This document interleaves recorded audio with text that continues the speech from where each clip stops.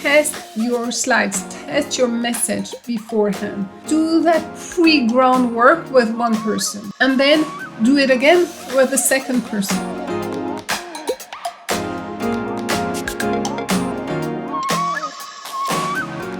How to prepare for a meeting in English. Hi, I'm Mary. I'm head of marketing and communication at a multi-billion-dollar company. I come from France, but I've done my entire career abroad. I'm also a coach for corporate and entrepreneurial leaders who would like to accelerate their career and their business. So many times I see people struggling with that one, and most of the time they think it's because they are missing vocabulary and therefore they cannot be good in that meeting. I'll show you today what is it that you have to do in order to stop thinking that it's because you lack vocabulary. First off, you need to understand what is the agenda and who is attending. This often we don't really look at it, or we do look at the agenda and we do look at who's attending, but that's it, without giving it so much thought to it. So what you want to do, you want to look at the agenda to understand what is the objectives, what are the topics being discussed about, what is the goal, do we want to take a decision, do we want to highlight the pros and cons of a situation, do we want to just inform each other, what's the purpose of the meeting? And then you want to look at the participant list. This one is extremely important to understand what is the intention of everybody. Oftentimes, there's multi-layers to the intention. So the fact that they come from a certain function, the fact, let's say, product management, HR, they will have different approach and different ideas on the subject. The fact that the person is internal or external. So is it a colleague or is it a customer or supplier? If it is a customer or suppliers, what is their role? In which function are they? What is as well the level of hierarchy of that person? Because it can be that they come more to provide an information at an operational level versus a strategic view. So you want to really make sure you understand really who is it that is going to attend the meeting in order for you to prepare best for it. Step 2, you need to prepare your slides. So let's assume you need you are the one leading the meeting. You have to have very clean and understandable slides. No need to try to put all the content on the slide as a hope for you to be able to remember the wordings.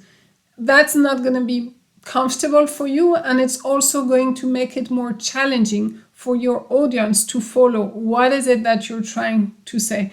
Of course, you also don't want to have a slide with one sentence, those type of very pitch type of communication slide, because it's going also to be difficult for you to follow up, and also difficult for your audience to understand in case they don't follow you when you are speaking. So it's important that if they don't follow you when you speak, they can understand you when they read your slide. But you want to make your slide as clear as possible. Usually I recommend a couple of bullet points. Make sure what is the conclusion overall of the message for that slide. You can put an image or a clip art. And if it's a question that you have, make sure you put it as well at the end, as a banner at the end of the slide. So make it as clean and as clear as possible to walk the reader/the audience through your slide. Next point, when you lead a meeting in English, this one is a must. And even whether you're a non-native speaker or native speaker, I see this not being done so everywhere. That's something people don't spend time on. So I highly recommend you to do that, because as a non-native speaker, not only it will help you to fill in that gap that you have with the native speakers, but it also will even give you extra edge compared to them. So this is stakeholder management. That's so important. If you are going to have a presentation, whether it's the whole presentation or if it's a slot 5 minutes out of an hour, you absolutely want to do that, which is test your slides, test your message beforehand. Ideally, you want to do that with the actual participants of that meeting. So if you know that the head of commercial will be at that meeting and you want to make the presentation and he will be there, try to have a one-to-one meeting with that person or with someone in his team. Whoever it is, try to either have a talk, half an hour talk, or then someone else in their surrounding. And the goal is that you want to say, hey, I've prepared this slide for the meetings in 2-3 weeks. Make sure you do that well in advance, or 1 week before. I've done this slide, I've done that messaging. My point is that we need to increase the budget for such project because so and so. What are your thoughts? And having that one-to-one is going to be so valuable in order for you to be able to carry on and keep up with the discussion, because you only have one person. Try to take the time and ask them questions. Do you agree with my perspective? Do you have anything to add? Is there anything you think I haven't considered?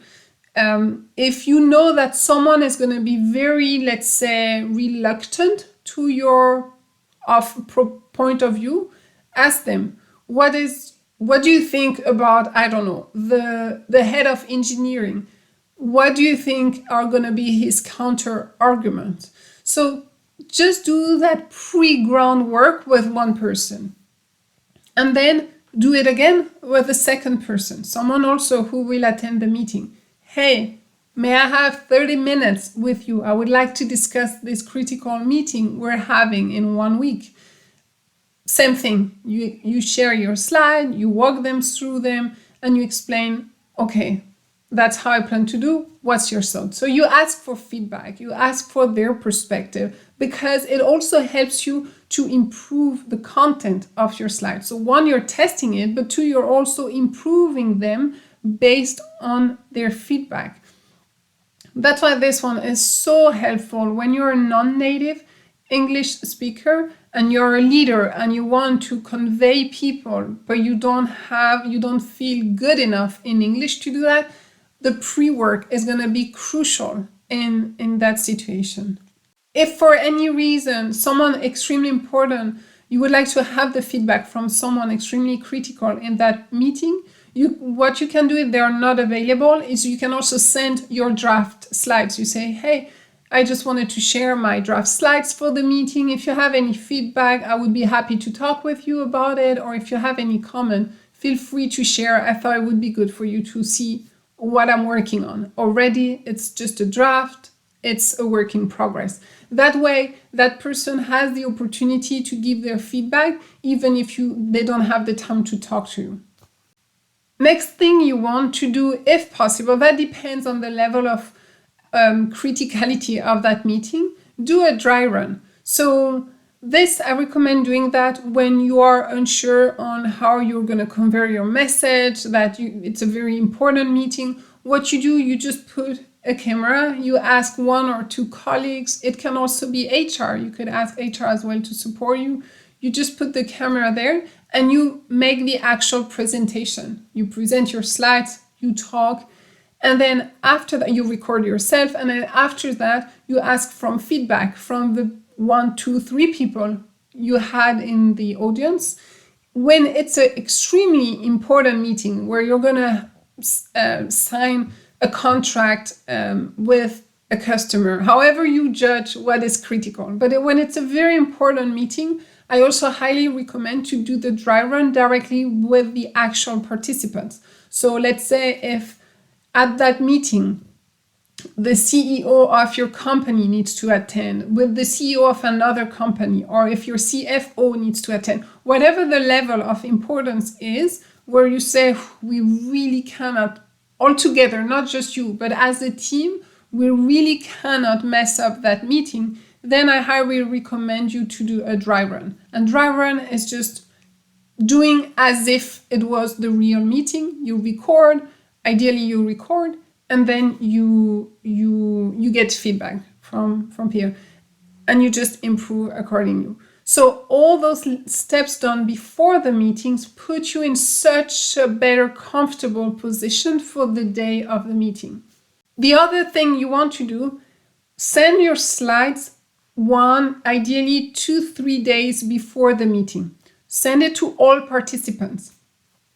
It's also very helpful in case someone, let's say, disagree with something or didn't know you would spend this amount of time on this topic, or it can also be, you can put that in the email in case you put more slides in that email instead of having so many slides during the presentation. So if you have no time to go through all the slides, but there are some slides like pre-read that are so important, put that in there and you specify it in the email. You say, hey, here is the slide deck for our meeting in 2-3 days, and the slides highlighted with, I don't know, the such arrow or such symbol means that those are only for your information to pre-read before the meeting. This is also important. Ultimately, the goal of all of that is to make sure that when you arrive at that meeting, when you do that meeting, you have done a huge work in the back of aligning things. Because then when you go to that meeting, people know what to expect. They've already seen the slides. They understood your vision, your perspective. They already provided you feedback so that you're ready to take the decision as a group. So it helps you to do all the stakeholder management, helps you to kind of harmonize expectation and do pre-work before taking the decision. If you want to have more videos like that, let me know in the comments what are your needs and subscribe to the channel. Have a nice day. Bye.